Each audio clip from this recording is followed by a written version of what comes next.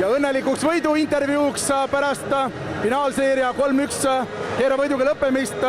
Keera väravaht Mikola Naum.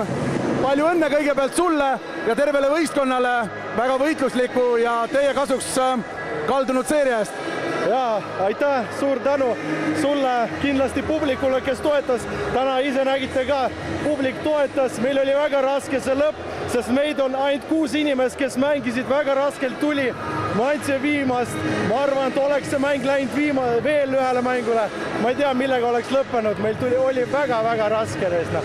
Et ma arvan, oleks meil kõik mehed trivis, oleks juba 3. mänguga see lõppenud, aga kahjuks. Tahtsingi küsida, et kuidas teil õnnestus võistkonnana kõik need vigastuste ja võistkonna juurest muude asjatoimetuste manu läinud meeste augud lappida? Ega siin on igal mehel sees, iga mees tahtis seda võitu, me tahtsime rohkem, seda tõestavad kõik ja me saime selle, ainult individuaalselt kõik tegid, tahtsid, mida seal hulgas ja me saime selle võidu. Mängisid ise väga tugeva seeria koos oma kaitsega. Kas All-Star tiimi väravavahi koha käest libisemine jääb nüüd kripeldama ka? Ja loomulikult jääb kripeldama.